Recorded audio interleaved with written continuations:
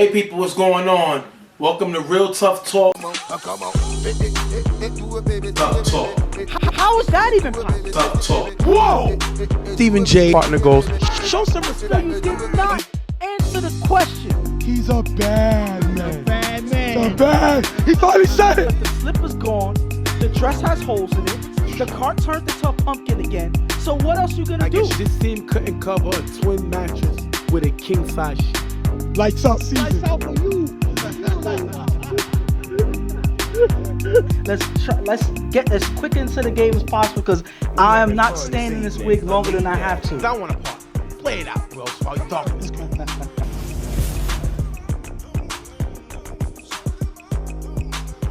People, what is going on?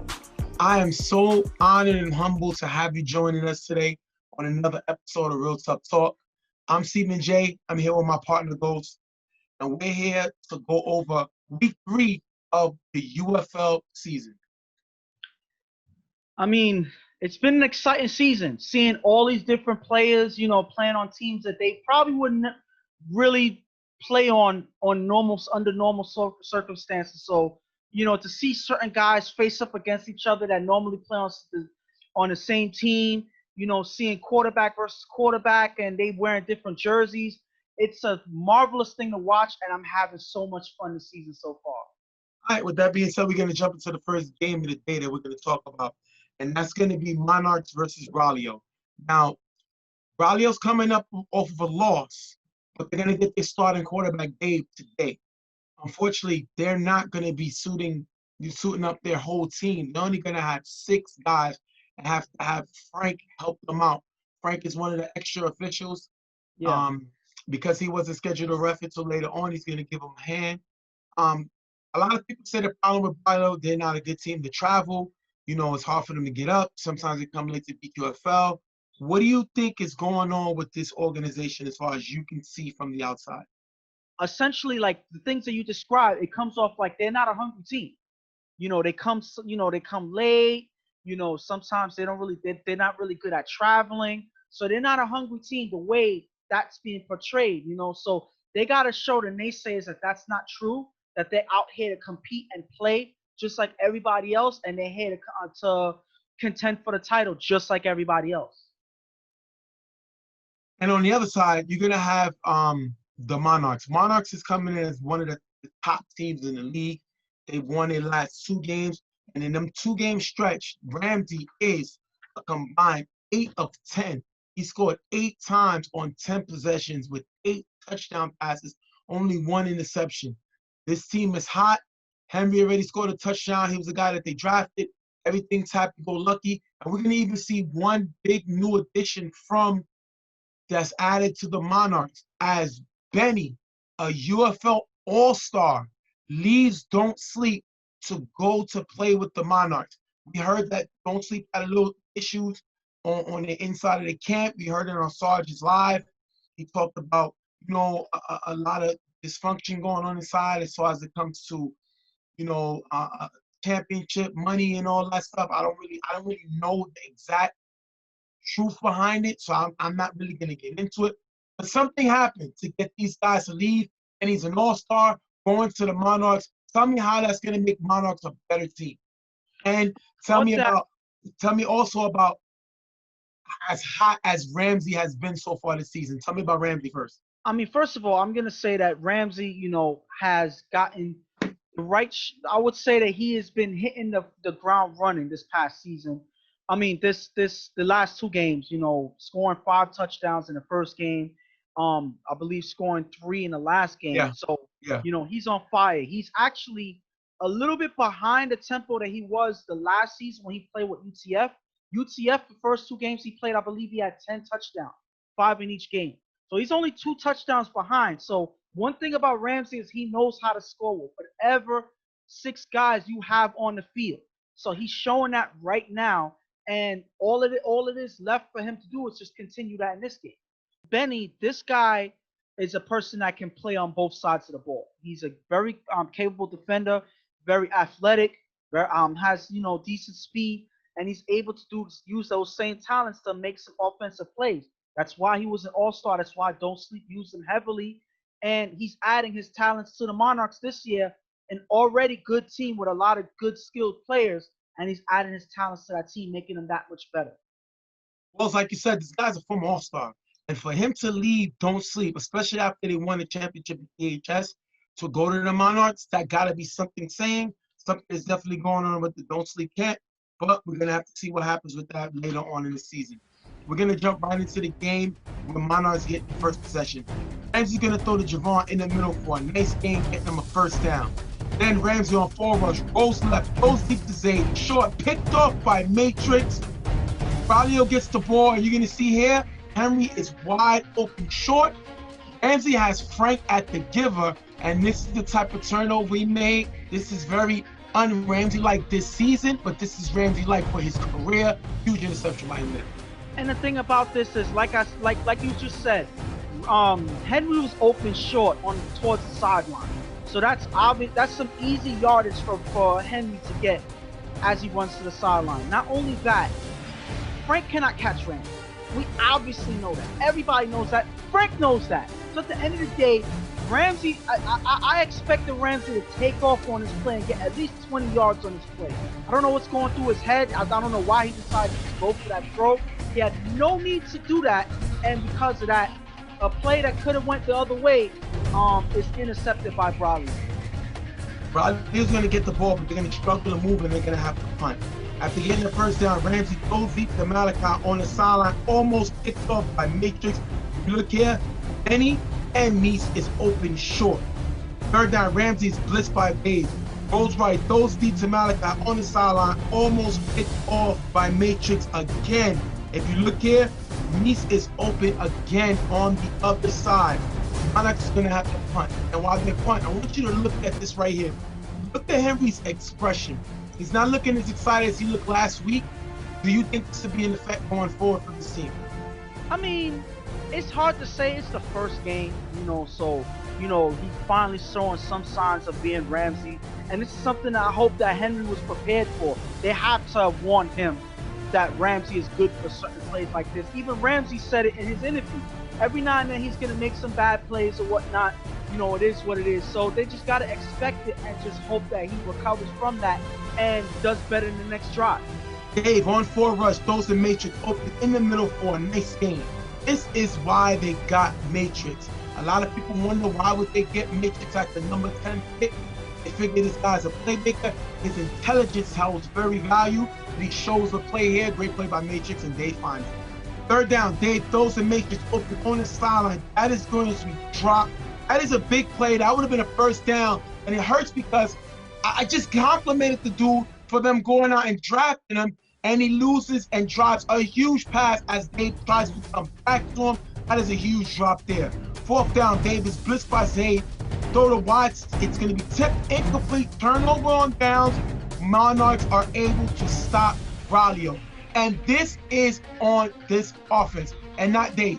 Dave is doing what the best that he can with what he can, and this offense is definitely not helping him with a very tight Monarchs defense. And the thing about it is, I'm not even going to say that the Monarchs made this stop. They're capable of doing so, but that wasn't the case. It was just that third down pass kind of changed the drive and stagnated it, because that was an open play for Matrix, and I think he had some space on the sideline. So regardless of what, he got to catch that pass. He made a good play leading up to that point, and then he drops a big play to pretty much force a turnover. Ramsey's going to throw to Javon, and he's got the punch for a nice game. This is one of the weapons we talked about. Javon running up the slot, and you're going to have Ramsey find it. After a force out by Dave, you're going to take us to third down. Third down, Ramsey goes left with blocking from Cass, throws the Meese in the back end zone, dropped by Dave, caught by Meese for the touchdown. Javon gets the extra point. If you look here, everybody's in the end zone on third down, but I didn't put that on them. This is again on Ramsey. Dave just forced your receiver out, and you try to come back there, and Dave just missed that play. That is their quarterback making a play and just misses the interception. Ramsey got lucky here. I mean, at the end of the day, that was just a whole bad play by the offense as a whole. Everybody got to get blamed. It's funny that we're saying that they got to get the blame even though they scored, but they got lucky on that play. I agree. Only because Dave was not able to hold on to a ball that they scored. Luckily, they got that. But everybody's lining up behind the end zone, and I believe it's only 3rd down. So they can still inch up to get closer to the end zone, but they force Ramsey to make that throw. And rather than take off and run or something like that, Ramsey decides to force this throw here. Luckily, they're able to get the score, but I don't see them getting plays like that too often if they keep making it. Mind you, this game is going straight through because it started late as Braulio was up there late. Dave gets the ball back. He's going to throw the matrix in the gap for a nice gain in the 1st down. If you look here, Zane and Mike is not talking. Dave is a capable quarterback when he's given weapons. Great play by him there. Dave throws a matrix, cutting in the gap for a nice gain, getting to the 10-yard line. 3rd down, Dave on 4 rush, rolls left, throws the tie in the front of the end zone, low, incomplete. If you look here, like I said before, the other side, nobody's open short. Gonna take it to 4th down. Dave on 4 rush, throws to Watts in the back of the end zone, high, incomplete, turnover on downs. Monarchs are able to make another stop. This is, again, another missed opportunity by this Braulio offense. They're playing Iron Man. They're playing a straight-through game, so they got to get every single drive when they can. And that play there, where nobody's short, they're not giving Dave any easy targets out there to keep the drive going. And because of that, he has to force these plays. And this is the wrong defense to do that. You got to give Monarchs that much credit. They have a very good defense, and if you're not taking what they're giving you, you're not going to be able to score, and you see it yet again for another turnover. 4th down at the 47-yard line after 2 short passes. Ramsey's pressed by Watts. Ramsey pumped, making Watts jumps, and with blocking from Cass, throws to Javon in the gap for a nice game for the 1st down. We seen Casey when 99 went to the championship using Javon just like this in the slot. He's very dangerous in the slot, especially when you now have Henry that's on the outside that can go over the top. This definitely helps this offense, and I think Javon is going to be that much more dangerous. Then next down, Ramsey with blocking from Cass, goes deep to Malachi in the back of the end zone. Short, dropped by Matrix, caught by Malachi in the end zone for the touchdown, 13-0. But if you look here, Henry was wide open on the other side. They score, but we see Ramsey forcing it again. And the same play that got them to score the last drive is this almost the same exact play that they got on this drive. I don't know what's going on. I don't know why Ramsey's not finding better plays on this. They're getting lucky. But now this play, I got to get upset with Braulio's defense. Now you see Matrix not catching that interception. Yeah. Yes, Ramsey's giving them shots, and they're not taking these opportunities. Again, we say it again. You're playing Iron Man, you're playing a straight half. So it's pretty much as the time is running, you have less time to make these happen. So these are opportunities that you're missing, and that's exactly another one that they have in their hands that could have went the other way. But because they dropped the interception, it leads to a lucky touchdown by this Monarchs team. Dave's going to get the ball on 1st down on 4 rush, goes deep to Wakanda, 1-on-1 with Henry, and it's picked off by Henry. Monarchs get the ball back, and this is something you cannot do if you're Dave. I think this was more frustration. He was trying to get his guy to make a play, and unfortunately on that battle, I like Wakanda forever, but Henry is, you're going to call Henry Killmonger, because this guy can make plays, and you don't get a Wakanda forever there, it's picked off by Henry. That is not an easy play to make when you're a receiver or a quarterback, because Henry is a top-notch defender out there. He has the speed to catch up and close the gap on any receiver, and because of that, it's hard to get past him when he's in the secondary. That's exactly what happens here. It's in Henry's vicinity, and he's fast enough to get the interception. That was a one-shot turnover that gives Monarchs back the ball. Ramsey throws deep to Henry in the gap. The pass is knocked away by Watts. If you look at Benny is wide open. After getting the 1st down, Ramsey throws his ball on the sideline, who runs for a nice game. 3rd down, Ramsey on 4 rush, rolls right, throws a niche, cutting on the sideline to the 5-yard line. 4th and goal, Ramsey throws a niche in front of the end zone, knocked away by Matrix, turnover on downs. That is another stop there by his Braulio defense. And they're trying the Braulio defense is trying their best to make anything happen at this point. But it's the Monarchs that's keeping this game in play. This game could have been put away already, but Ramsey is probably having. This is that game where nothing that he does goes right, and it's his fault because he's not reading the field right. He's not paying attention. I don't know if he's even aware of what's really going on. He's just taking shots and throwing it wherever, and this it's keeping this Braulio team alive. Even though the time is running, this game could have been put away a long time ago. Third down after 2 short passes, Davis blitzed by Mike, rolls left, but is sacked by Damu. Damu is the muscle of this Monarchs team. We've seen him getting these sacks. Great play by him there. 4th and long, Dave throws to Dylan in the gap. He's not looking, picked up by Mike. Monarchs are going to end the game, coming away with an interception, beating Braulio 13-0. And this game, I would have said before the game started that the way Braulio came to the game late, they were short. A lot of their playmakers are not in the game. They weren't able to make it. I would have said this is pretty much an easy game for the Monarchs. They're gonna just put it away early. They're gonna run up the score and they're gonna go home. That's not what happened. I would say with the 13-0 win, they barely won this game. It's fair for me to say that because those 2 touchdowns that they made was only from dropped interceptions. I don't know what's going on. It seemed like if you look at the way Ramsey was playing in this game, it seemed like he was just going through the motions because he had somewhere else to be. Like he was not focused on the game at all. He was not finding receivers that's open on the sideline. He's focusing on one sideline. The only person he was really able to connect throughout the game with was Javon. And that was it. And it didn't always result in the scores that they needed. They got lucky this game. So if Ramsey has another one of these games, the Monarchs are in trouble. Now, I give it up to Kaz because I spoke to him off camera, and he said he expected one of these games to happen. He expects Ramsey to have these games every now and then. But their defense can hold. He has such confidence in their defense that he said he wasn't really worried. But Ramsey has to know that this was a terrible game. Every quarterback gets one. Hopefully, this is his one right here. I'm going to give you both teams real quick, and then we're going to wrap this one up. I'm going to talk about Braulio. Shout out to Dave. Much respect to Dave. He came with only 6 guys. They had to give Frank to play. And they lost this game 13-0.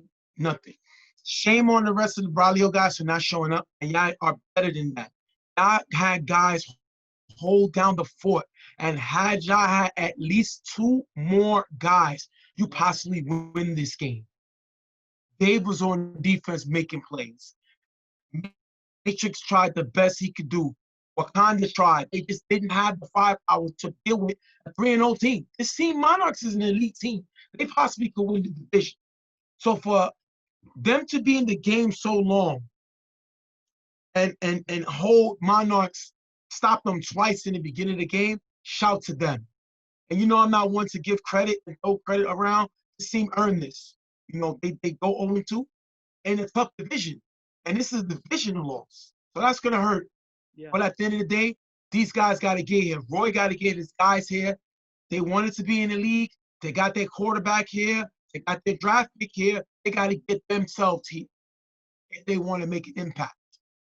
Very disappointed in them guys. I know they could turn it around. Now, Monarchs. What makes you laugh makes you cry.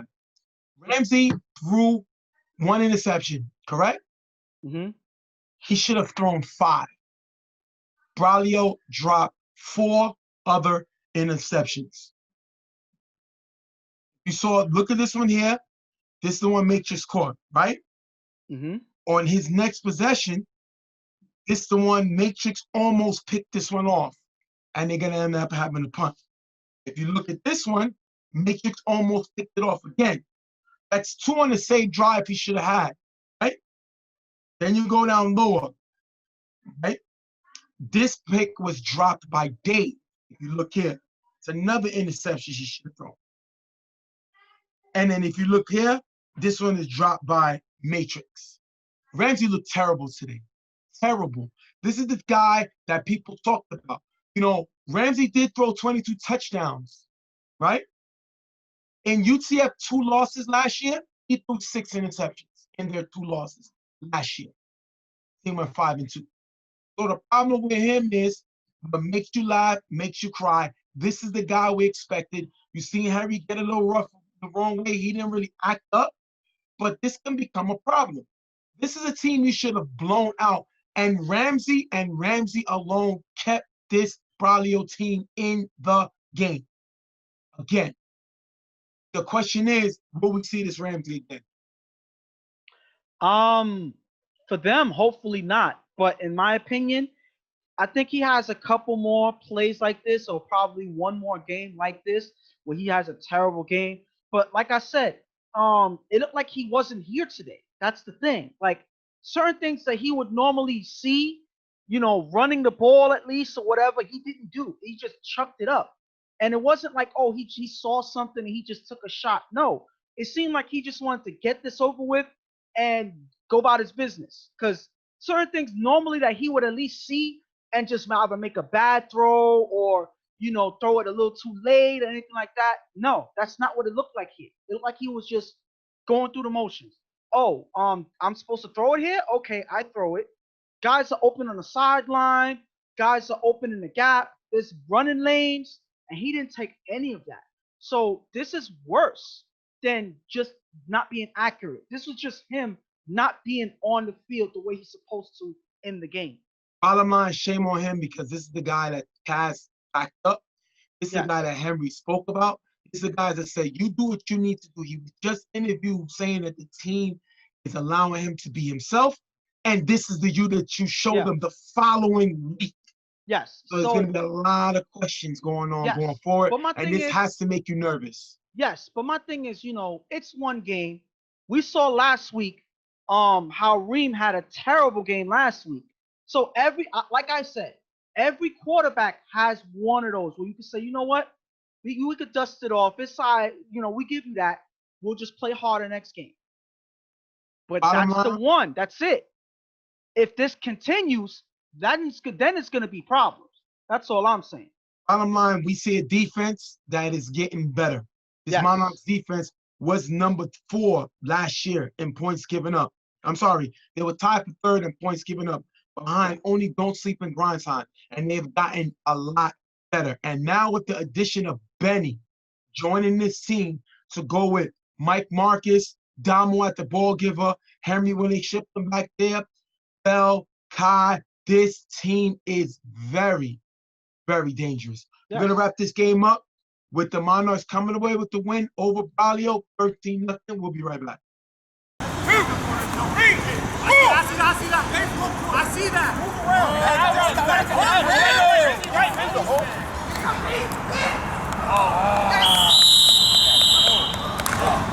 Touchdown.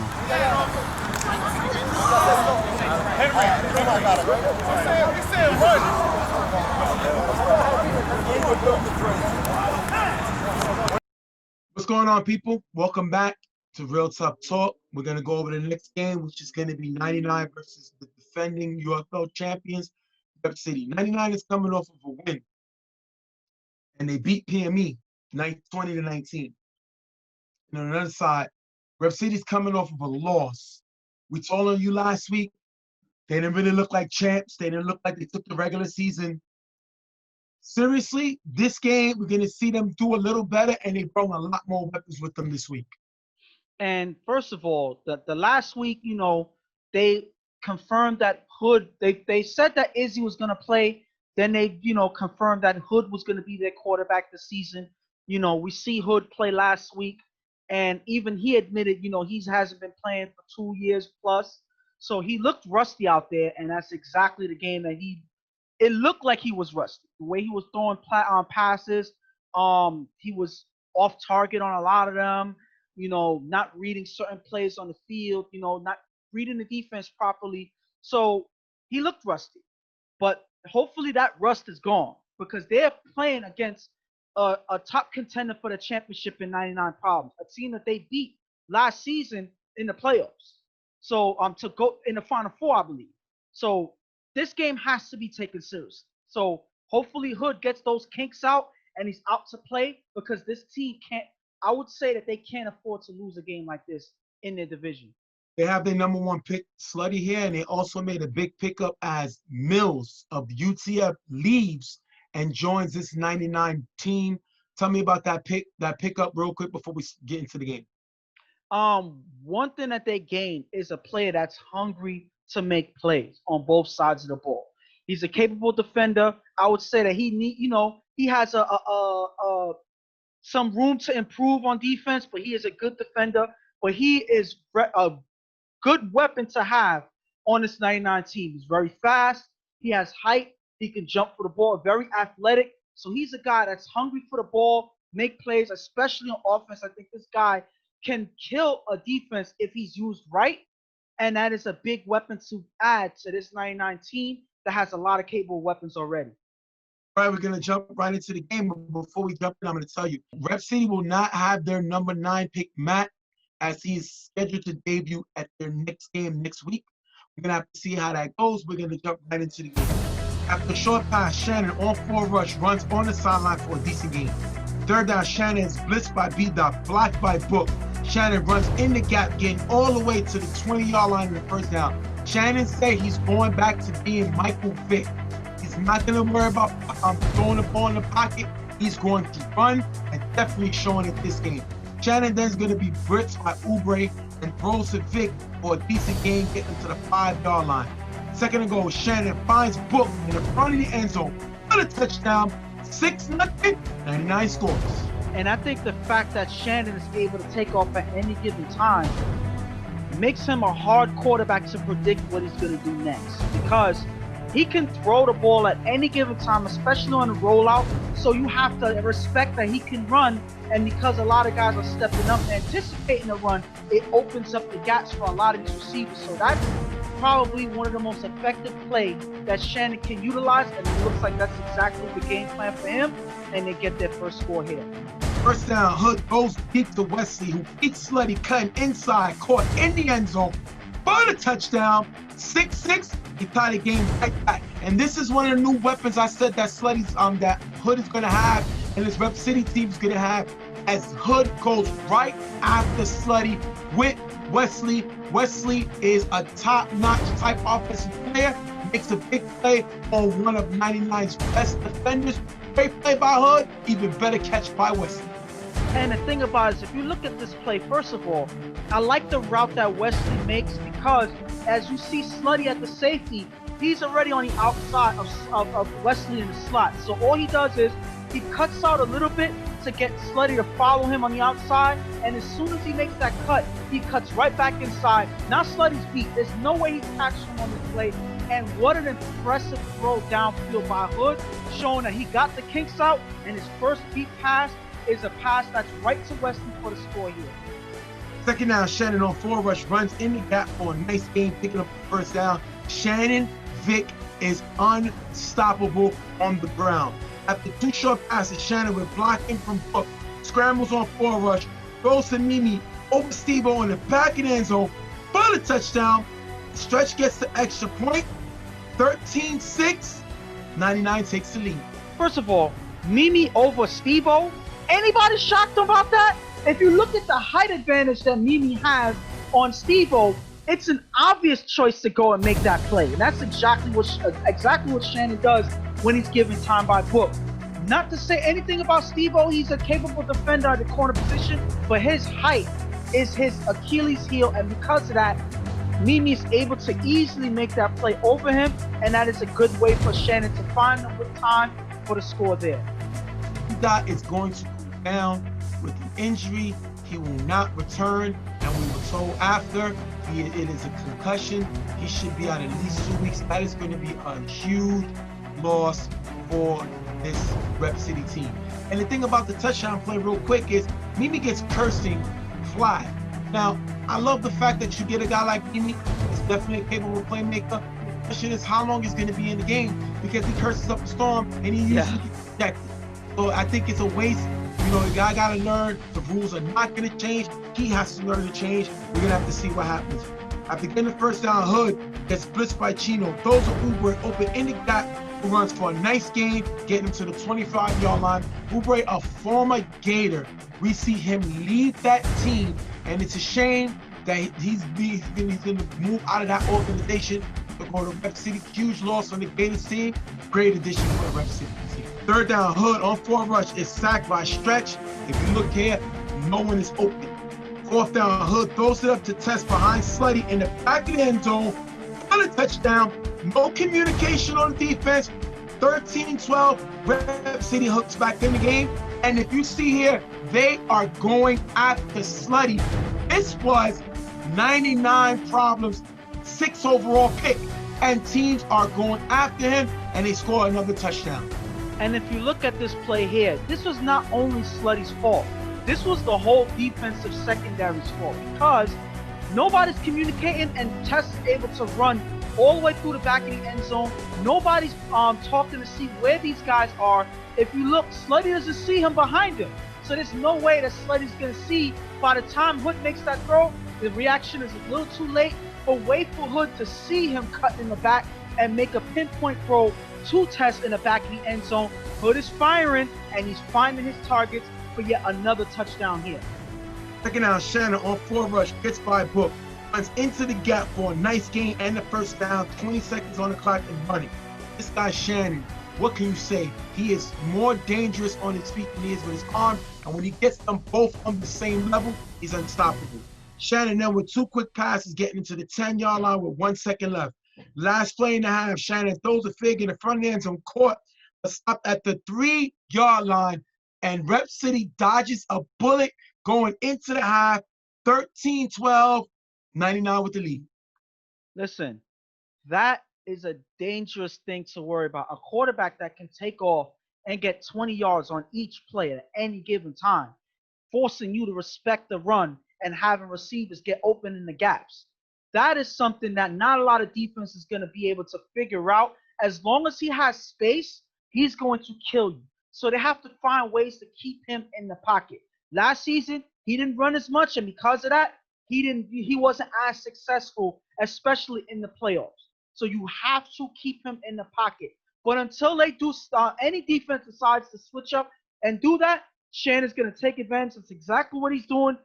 Their defense, though, has to step up. Slutty, it seems like he got caught sleeping in this game. And Hood, not caring what pick he was. He don't care if he's a 6th pick. He is a pretty much a bullseye to go after. That's exactly what happened on those last 2 plays.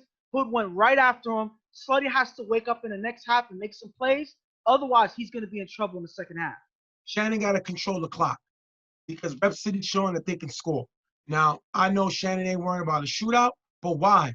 They're going after your best guy. The secondary's not really doing nothing. I went out and got Mills, and it doesn't seem like it's working because Hood is throwing the ball all around the yard. So at the end of the day, Shannon has to control the clock. Control the clock by running the football. And you'll be fine. On the other side of the ball, we got to bring pressure because Rep City lost their best block and B-Dot. So because he's down, you have to bring the pressure and be able to get Hood out of this rhythm. We're going to have to see what happens in the second half. Third down, Hood throws deep to Wesley in the gap. The pass is short. With contact from Mills, the pass is incomplete. And that's why they brought Mills to the team. He is a physical secondary guy, and he makes a great play here. Gino gets ejected for cursing, forcing a first down 10 yards. That is a huge mishap for this team here. Mimi's cursing in the first half. Kind of hurts them now. They lose a player, and they give up the first down, keeping Rep City's offense on the field yet again. Hood with 3 straight short passes, getting them near the 5-yard line, 4th and goal. Hood goes around the front of the end zone, drop, turnover on downs. This is the issue that I have. Rel is a championship MVP. You already don't have your number 9 pick not here. You have to go back to carrying the team. There's no D-boy, there's no Leach. It's on you. And he drops a huge play that would have given them the lead, and now it gives them the turnover. And that is, listen, on a game where they're competing with someone like Shannon that's finding ways to get past the defense. Their defense is struggling to hold Shannon's offensive attack right now. So any opportunity that they have to keep up in the game, they have to have it. Hood is getting them where they need to get. He already got 2 touchdowns in the first half. He gets them towards the end zone. You have to make this play. Rel is a person who is pretty much their best and most consistent player in the last few years. Formerly the championship MVP, and you drop a touchdown pass. This is money right here. You cannot afford to drop, and that's exactly what happens, unfortunately, for Rev City. Second down, Shannon on 4 rush, throws a slutty, cutting in the middle, off target, picked off by Tess. Rev City gets the ball back, and these are the mistakes that Shannon has made. Second down, you cannot afford to throw an interception, especially when your defense just made a key stop. Shannon led the league in interceptions last year with 9. This is not a good look for him. Terrible play. Great play by Tess to get the ball back from Rev City. And the thing about it is, every now and then, you're going to have an off-target pass by Shannon. We've seen this happen time and time again, where he's, hot, he's in a drive, he's in a rhythm, and then he makes one bad play to throw all of that off. This is exactly that play. He had Slutty cutting in the gap, but because the miscommunication between him and Slutty, he ends up overthrowing the ball right into Tess' hands. Rev City gave away an opportunity to score, but then 99 gives him another shot to try to score again. Second down after a short pass, Hood throws deep to A-Rod on the sideline, caught in the front of the end zone for the touchdown. If you look here, Jay's watching the quarterback, never seen A-Rod slide and fly up the sideline. Wesley gets the extra point, 19-13. Rev City takes the lead, and I like this guy, A-Rod. Yeah. I like this guy, A-Rod. This is another guy that Hood got to go to. You got Debo, you got A-Rod, you got Rel, you got Tess, and when Matt comes back, this team has a formidable offense that can put up points. Yes. Unfortunately, B-Dot is down, so they're going to lose that blocker. But at the end of the day, Hood is showing the rest is out, and he can put up points, and they're going to take the lead. After getting the first down, Shannon throws to Eloy over in the gap for a nice game. If you look here, nobody talking on defense, and Eloy gets open. Second down, Shannon on 4 rush, gets by Debo here, jumps and runs on the sideline and runs into the end zone for the touchdown. So he's going to get the extra point. They're going to take the lead 20-19. The question was Shannon tagged by Rel? 4 rush, Debo's rushing in. The worst thing you could do is jump when you have the straightaway to make a play. The one thing Shannon needed is exactly what Debo gives him. He jumps, gives Shannon a running lane to cut down the gap.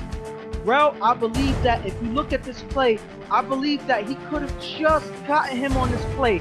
If I'm slowing it down frame by frame, which shows that it could go either way. It looks like Rel just gets him. But if you look in fast motion, it looks like he whips him straight away. It looks like he whips him. But if you slow it down, it looks like Rel just got his hand right on him on that one split second before Shannon gets by. But we know that plays like this can go either way. Shannon is a hard person to keep up with, and Shannon's able to make this play as he gets that space in the gap for the score here. They take the lead back 20-19. After getting the first down, Hood on 4 rush is sacked by Streck. If you look at where he beats Matt on the sideline, but Hood doesn't throw the ball. And these are the mistakes Hood makes sometimes. Instead of just letting it go, he overthinks, and that is a big sack there. Third down, Hood on 4 rush, throws each run in the gap. Short picked off by Radio. Ending the game, if you look here, Celo's opening the gap, but he's not looking. Hood throws the interception to end the game. 20-19, 99 comes away with the win. And that last play when he did not take that opportunity to throw the ball, I think that is what hurt them in that drive. They had the opportunity. If you look, Oubre makes a good move running towards the sideline. It beats Mac going towards the sideline. He has the gap to make that throw, and there's no defender in that vicinity at the time. I would take that chance and make that throw. I guess 4 rushes coming in, and he got nervous with the rush and just hesitates on the throw. I would rather take that shot because look what happened in the next play. He ends up throwing an interception. So take that shot when no defender is. I would rather you overthrow that ball rather than you don't take it, you get sacked, and you have to force it the next down. So that was a missed opportunity by Hood. Otherwise, a terrific game thrown by Hood. I believe that was the one mistake that Hood made in this game. Unfortunately, it's the play that cost them the game. They had an opportunity to win, and they give it away there. They missed B-Dot Yeah. on that play. B-Dot would have gave him time. B-Dot definitely would have been in the game, but he's out with a concussion, and we're hearing he's going to be out for 2 weeks, like I said earlier, and they're going to miss him. I'll take this loss if I'm Rep City. Rep City is the definitive champs. They are very dangerous. Rep City, 99, was in the Final Four last year. Rep City beat them in the Final Four last year. I'm taking this loss if I'm Rep City. I'm not worrying about it. Hood showed me a lot coming off of his last game. I believe he threw 1 touchdown last game when they got blown out. And this game, he threw 3. And it should have been 4 if Rel hasn't dropped that touchdown catch on 4th down. And that's what we got to talk about.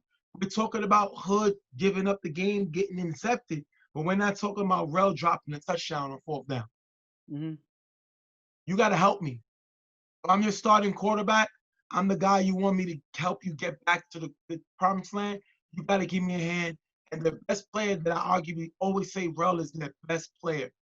He didn't do it. Now, this season, I don't think he's their best player. I think Matt is their best player. Because Rel tends to turn it off sometimes. He doesn't play it 100% on every single down, and I've challenged him on that. And if he does, he doesn't make the biggest play 100% of the time. He's too talented. He's a championship MVP. He has to find a way to get their team in the driver's seat to win games. But I'll take this. Wesley showed me something. Ted showed me something. I'm happy going forward. We just got to get B-Dot back. On the other side, Shannon showed exactly what he needs to do for the rest of the season. Beat people with his legs. Run the football, run the football, run the football. Now, if I'm this defense, I'm concerned about Sleddy. What did Rep City do or see to go after Sleddy twice with 2 different players? Hood went after Sleddy on 1st down. Yes. Sleddy sometimes is a little too worried about the camera, sometimes a little too worried about the clout, and needs to show why he should have been a top pick. Sleddy dropped from 1 all the way down to 6. So even though I know 99 was a team that he wanted to go to, he should be playing with a chip on his shoulder. This doesn't make him look good defensively. Offensively, he's good. Very good offensive player. I think defense has said something would be lacking as he got attacked twice today. I mean, at the end of the day, this team, first of all, I like the way Shannon's starting to run their offense. Yeah. Barring the one mistake that he made with that interception in the game, I like the way he's running this offense. First of all, because he keeps the ball on the ground, that keeps the opposing offense off the field. Yes. So that's 1. 2, he opens up the gaps with his run. So now you have to respect the run enough to open the gaps, and receivers can get open over the top. So that's 2. And number 3, with him able to get through and buy himself time, he's able to extend the play long enough for receivers to get open. So he gives these receivers so many options. He gives himself so many options. And then the last thing, number 4, is that even when he decides to run, he's a hard person to catch because he's probably the fastest guy on the field. Whatever field he steps on, he's the fastest guy there. And he's able to make so many guys miss. It's hard for anybody watching the game to follow where he's going. I'll be concerned real quick with Shannon. He threw 9 interceptions last season at the league. Yes. He threw an interception here on 2nd down trying to make a play from the pocket rather than be that runner and allow it to open it up. He threw an interception on 4 rush when usually he'd be more moving in the pocket. I'd be concerned about that. As far as his defense, he was able to throw the ball around a yard. I think they got to get better, and I think they're going to get better as they make a signing and they sign Trev. He leaves them Geddes, who he was originally signed with, and he opts out to go to 99. He was actually at the game. He just didn't play, the passing of his father. Yeah. He'll be back, he said, within the next week or 2. And that's going to definitely help this 99 secondary. It's going to make Sleddy better, and it's definitely going to make Mills better. So at the end of the day, that is a huge signing for this team and definitely a team to worry about going forward.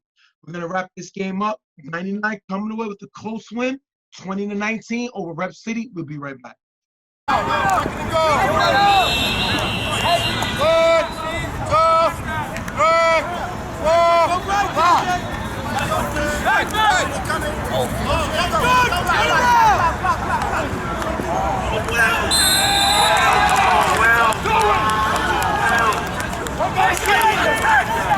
All right, people, welcome back. We're going to go through another game real quick. We're going to keep the train moving. And this is going to be a fun one where you got 99 Problems versus the Raiders. Where you have Slutty versus Santana and Ice, his YMM teammates. What do you think it's going to be like to see these guys all playing against each other? Well, seeing Ice and Santana against Slutty. Yes. First of all, speaking of Slutty, and he spoke to his team, and he said he needed that game against Rep City. He needed that game. It woke him up. You know, he got caught sleeping, and they attacked him early in the game. He said he appreciated that because it woke him up. Now he's ready for this game against this Raiders team because he knows who's on the opposite side. He said this game is personal. Those are his words. He said this game is personal. He's trying to show that these two guys, none of them can guard him. That was his words. So he is up. He is fired up. He's ready for this game. And it just gets you excited to see these three guys facing off each other. And Santana also said that he's here to lock Slutty up. That's exactly what he said. He said that they're gonna go line up on the line, and he's gonna face off against Slutty and lock him up. So to hear that talk back and forth, it makes you excited to watch the game, knowing that these guys may not be seeing this situation happen often. It's exciting to watch, and I know these guys are ready for the game here. And it's big because both teams are still in the same division. Yes. So they may play each other in the playoffs. So definitely this has to be personal. But when we talk about this Raiders team, it shows they have a very, very capable defense. And Angel is just the man for the job because he's a guy that can be a game manager, but also is capable of putting up points. I said I think he's a 1 to 2 touchdowns quarterback and not make too many mistakes and allow guys like Joel, Santana, Ice, Will, Spud, all them guys on the defensive side of the ball to make plays for him. But he's capable of surprising you here and there a little bit. Similar to a Josh Allen. I think he has the arm strength when it's possible. I think he can run just like Josh Allen. I think he just got to put it together and show that he's just not there to stay in the pocket. He's there to make plays, and he's more dangerous, I think, on the run. Well, we already got into 99 earlier, so we're going to jump right into this game. First down, Shannon on 4 rush is sacked by Jihad. That is very important to start the game out, getting a sack to start the tempo. Second down, Shannon is blitzed by JJ, blocked by Book, but is still sacked by Jihad. I don't remember last time I seen Shannon sacked 2 times in a row. How is Jihad able to get this guy, Shannon, who you can label as one of the fastest men in the game? I mean, if you look at these plays right here, this is the strategy that Coach Bills and this defense and Coach Bills, Santana, and this defense is setting up right here. You have 2 guys on each side. As soon as 4 rush comes, they surround and box Shannon in to the point where he cannot roll out, he cannot run in the gap. He has these forced to stay in the pocket, and by the time Shannon's able to make any play, Jihad is there to make the sack. That's exactly what happened in the first 2 plays. Terrific strategy to keep Shannon in the pocket, and that's how they were able to get those 2 sacks there. Third and long, Shannon on 4 rush with blocker from Book, runs in the gap, gets by Joel and D'Angelo, and runs for the nice gain. The question was Shannon tagged on this? What do you think? First of all, the first 2 plays, they played it fantastically. And then they go away from that on a key down of 3rd down, making Jihad go one-on-one with Book. He's not going to get through Book by himself. So he needs help. And that's exactly why Shannon was able to run down the field into the gap. And if you look here, it looks like here, and I'm slowing it down, it looks like Joel whiffs on the tag. It looks like he missed. But if you look here, it looks like he whiffs past Shannon as Shannon gets through that gap. D'Angelo is nowhere near that tag either. So Shannon's able to get some big yardage on that play because they went away from that strategy on 1st and 2nd. Fourth down, Shannon on 4 rush, throws a Slutty in the gap, off target, incomplete, turnover on downs. But the question was Slutty held by Santana? Did Santana get away with it? It looks like Santana probably did get away with one.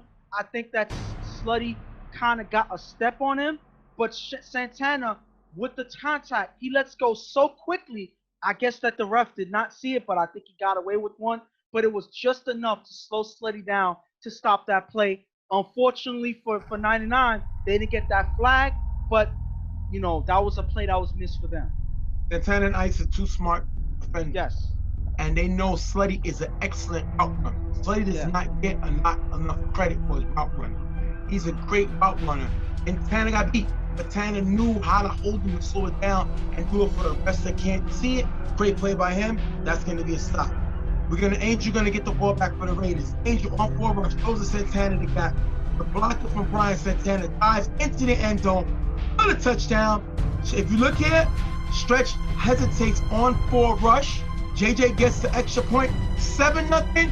Raiders start off early. Great play by Angel, just going for the dump off, going for what's there, not trying to make too much plays, not trying to take too much. He takes what's there, and the defense doesn't acknowledge Santana's speed, and Santana's able to score with great blocking. 7-0.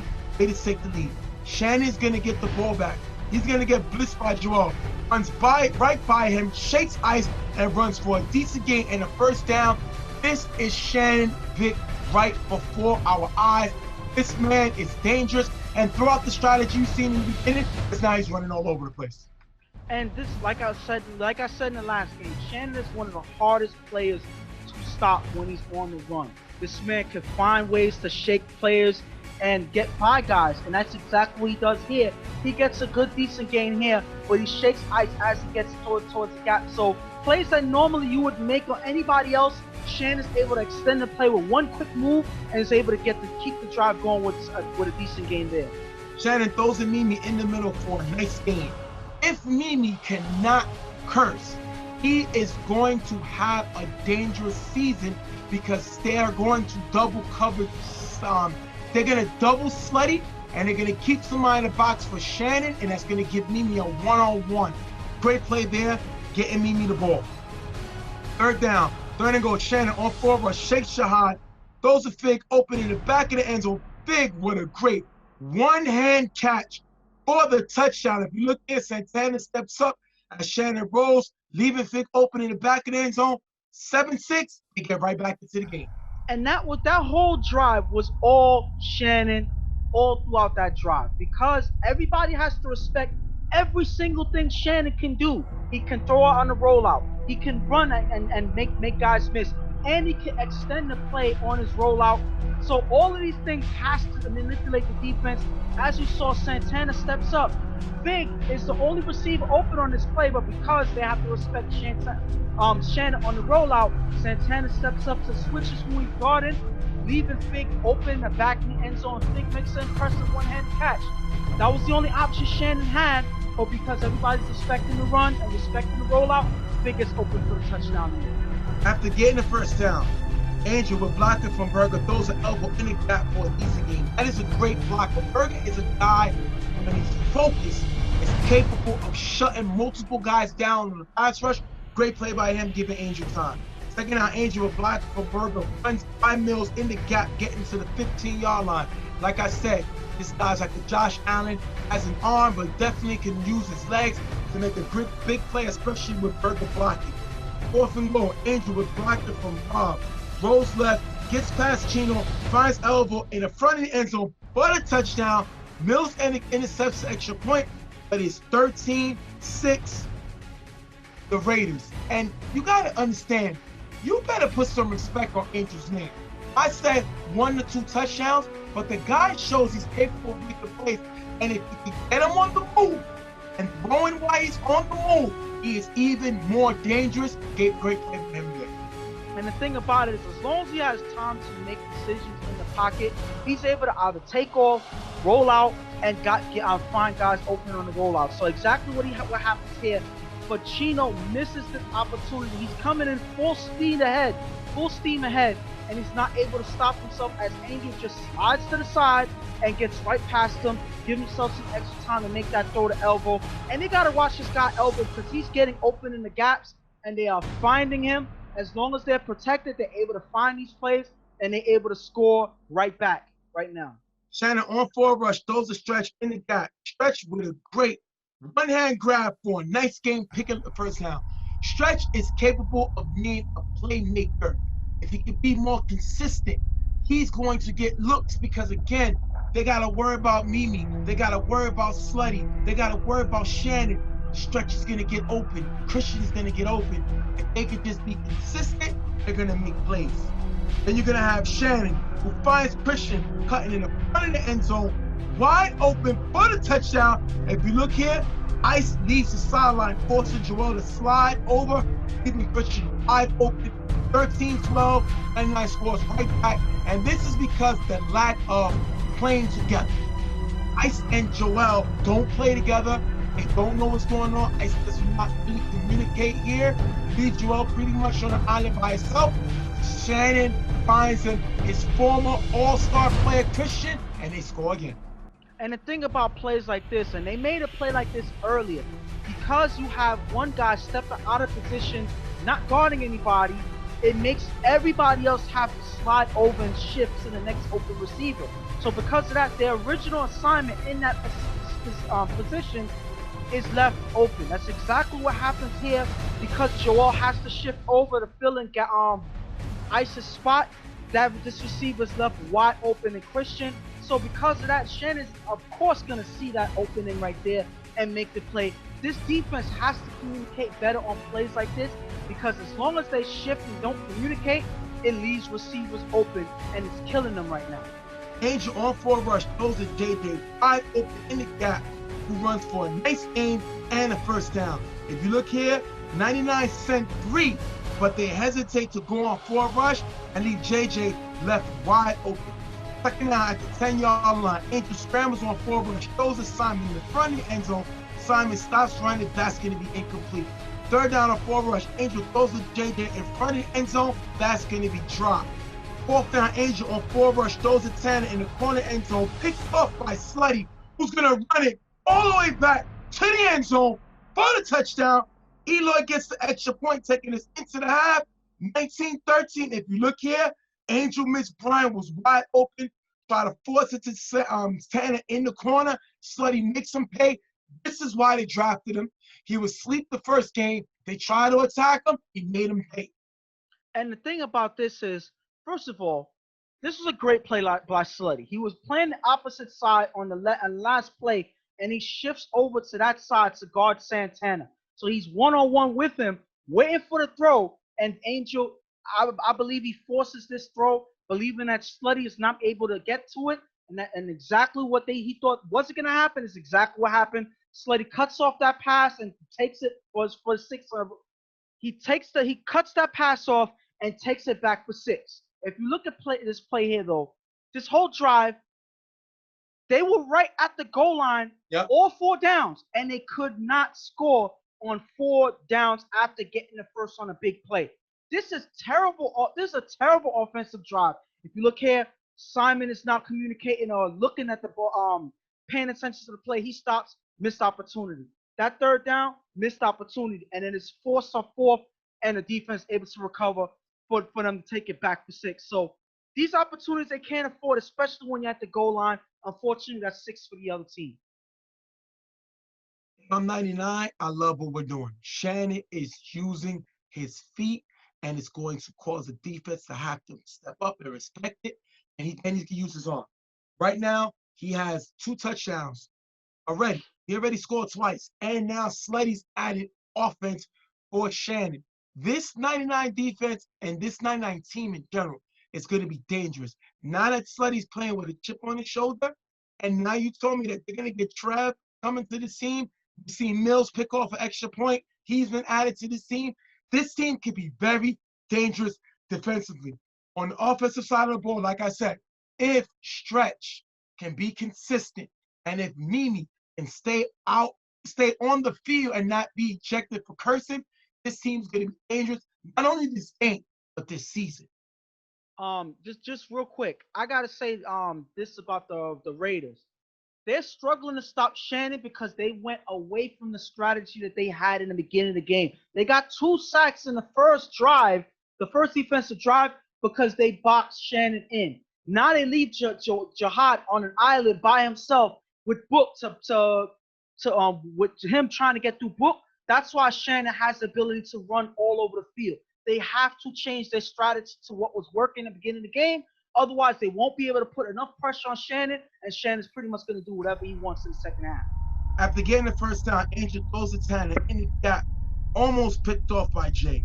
Third down, Angel on 4 rush, throws the ice in the gap, getting to the 10-yard line. Off and go, Angel on 4 rush, throws to Brian in the back of the end zone, knocked away by Jay. Turnover on downs.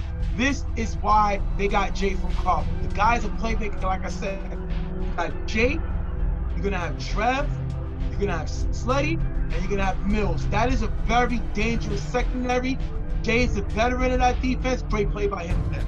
This is what they need. Every single drive, somebody got to step up and make plays. And this drive, it was Jay on defense, able to stop them here with those 2 plays, getting their offense back on the field.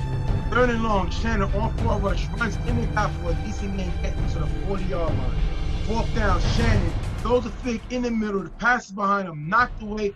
Turnover on downs. They're not even able to get a first down. And this is the thing that I've seen Shannon do before. At times, he needs to make plays, especially with his feet. You're at the 40-yard line. Your name is Shannon Vick. No way you can't get a first down. He tries to be a pocket passer, tries to make a throw. It's a little inaccurate behind him, and they're going to get stopped. Big stop there. And like I said before, Shannon every now and then makes plays like this where he's not accurate on the throw. Something that, similar criticism with Michael Vick. Yes, he's able to run all over the field. Yes, he has an arm. But every now and then he makes inaccurate passes, and that's exactly Shannon's game right there. Unfortunately, this is another play where that happens, and it leads to a turnover. Angel with a quick pass at elbow on the sideline, getting him to the 10-yard line. 3rd and goal. Angel finds JJ in the back of the end zone. What a touchdown. If you look here, Mills leaves JJ open in the front, and nobody picks him up. They tie the game back up 19-19. They didn't bring Mills for his. I thought Mills was going to be a playmaker. He makes a play, but he helps the other team with the bad play he made. They tie the game up.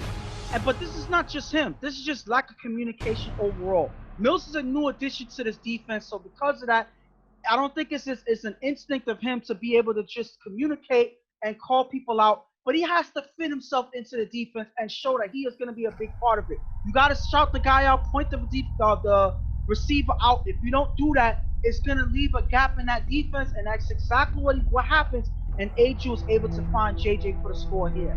After getting the first down, Shannon drives to the 10-yard line in 3 plays.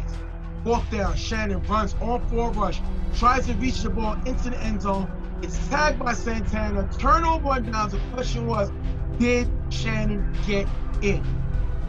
And I'm going to look at this play here, and again, we've said in the last game, I'm going to say it in this game, Shannon is one of the hardest players to follow in this game. So if you look, Shannon, gets in the gap. First of all, he shouldn't have gotten into the gaps, but the defense, of course, not cutting off his running lane, gives him the outside. He runs, and he's able to try to cut inside as Santana makes the tag. Shannon reaches the ball in. It's hard to see because there's another player blocking my view that Shannon got the ball across before he gets tagged by Santana. Shannon believes he's in, but it's so close to call that it could have go either way. The refs see that he got tagged. The ref said that he got tagged before he gets into the end zone. That's a tough play for Shannon. I see he wanted it. He put his body on the line, but Santana's able to make the play for the stop there. And this is what the game is all about. Players making plays, who wants it more, and that's a great play. Like you said, it could go either way, so you can't call it a bad call. Stretch is going to be ejected per person with less than 30 seconds in the game in the 1919 tie. After a few passes, Angel on 4th down throws a JJ in the gap, put at the 10-yard line, but the time runs out, taking us into overtime, 19-19. We're in overtime right now. Angel with 2 short passes in the gap for a decent game. Third down, Angel throws deep to Spud, opening the back of the end zone for the touchdown. Tanner gets the extra point, 26-19. If you look here, Jay and Eloy is guarding Bryant, and nobody's on Spud, and Angel shows the arm strength, goes downfield, and finds Spud for the touchdown. And this was lack of communication yet again. Jay and Eloy guarding the same guy. So because of that, nobody's I don't know if they're playing man. I don't know if they're playing zone, because how can you leave someone so wide open on a play like this in overtime? So this was just a bad, I don't know what's going on through their heads.